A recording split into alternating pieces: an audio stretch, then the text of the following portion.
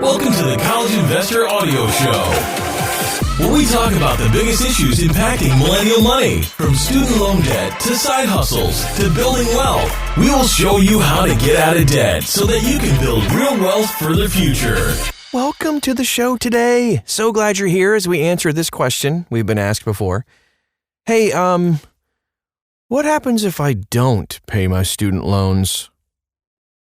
I was reading an article yesterday about how 13% of student loan borrowers don't even consider their student loans to be debt. Plus, there are whole forums on Reddit devoted to student loan defaulting on purpose. Crazy? Well, if that didn't surprise you, it probably also doesn't surprise you that 13% of all student loans are actually in default. So that means people are not paying their loans. That works out to 7 million student loans that are behind an average of $14,000 each. So what happens if you don't pay your student loans? But first of all, not paying your student loans is one of the worst financial moves you could ever make. End of story. And while you don't go to debtor prison like there used to be back in the olden days, you'll likely find yourself in an emotional and financial prison. Let's break down the process of what happens if I don't pay my student loans. If you're not quite sure where to start or what to do, consider hiring a CFA to help you with your loans. We recommend the Student Loan Planner to help you put together a solid financial plan for your student loan debt. You can check out the Student Loan Planner. We have a link at thecollegeinvestor.com. What happens when you stop paying your student loan? So, your loan technically goes into default after not making a payment on the loan for 270 days. For a typical loan, you have a billing date and then a 28-day grace period to make the payment, the real due date. For example, if your billing date is 1/31 or January 31st, you have until February 27th to make a payment of your monthly payment in full. If you don't make your payment, your loan goes into delinquency status. This also happens if you don't make a full payment. Once you are delinquent on your loan, your lender will attempt to contact you multiple times. You'll typically get a 30 days past due reminder, a 60 days past due reminder, and a 90 days past due reminder. You'll also likely get several phone calls from your lender as well to check in and see if you plan on actually paying. Even if you make partial payments, until you bring your total student loan account back into balance, you're still considered in delinquency. After 90 days of being late on your payment, your lender will typically report the delinquency to the credit bureaus and give you a final reminder to make payment. After 270 days of not making a payment, your loan is officially in default.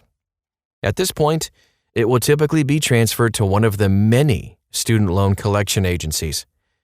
If you still don't pay, your school, the financial institution that made or owns your loan guarantor, and the federal government can all take action to recover the money you owe from your student loan. And here are the consequences of defaulting on your student loan. Buckle up, Buttercup. If you default on your student loan, the consequences are not good. Beyond ruining your credit score, there are a lot of ways that your lender will try to collect the money. If you are in default, here's what's going to happen.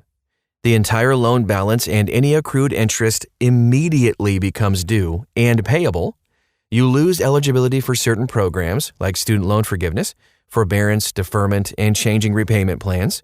You lose eligibility for additional financial aid. Your loan will be recorded to the credit bureaus as being in default, and it's going to hurt your credit score. If your loan is already in default, you can check your credit score at thecollegeinvestor.com. There's a link so you can do that. You can also be subjected to wage garnishment to repay the debt.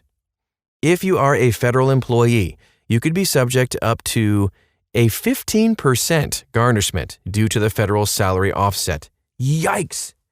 Your lender could take legal action against you. Your lender could place a lien on any property you own. Think about that for a second. You could have your tax return garnished. you could have your Social Security and other federal payments garnished. It's all up for grabs. And with all of these, your student loan debt could end up costing you a job, a place to live, and more. So here are some better options if you can't pay. If you're having trouble with this, you should immediately contact your lender.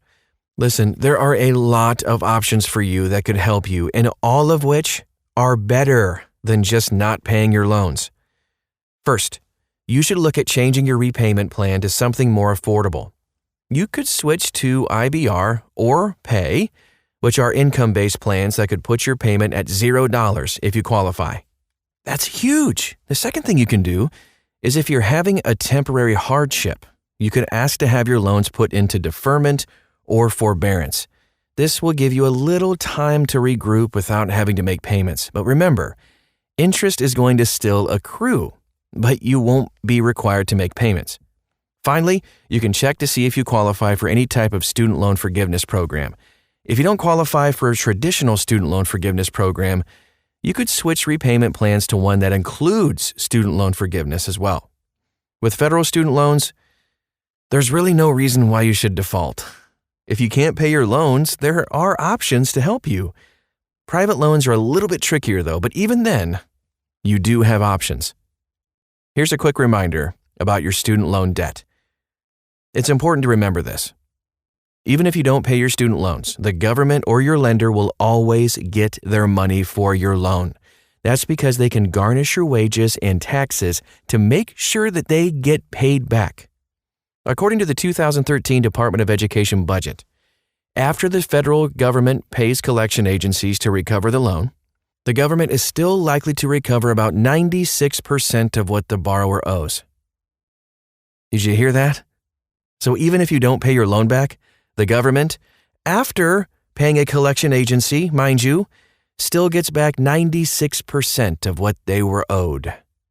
They know how to collect, my friends.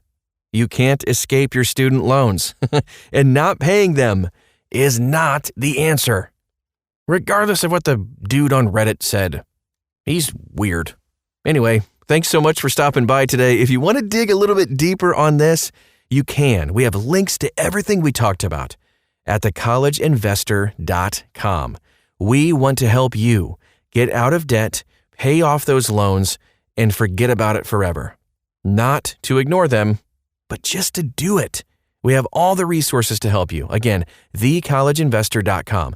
Copy and paste the title of this podcast right in the search bar, and you'll find it. We are here to help. Thanks again for stopping by, and we'll talk to you again real soon.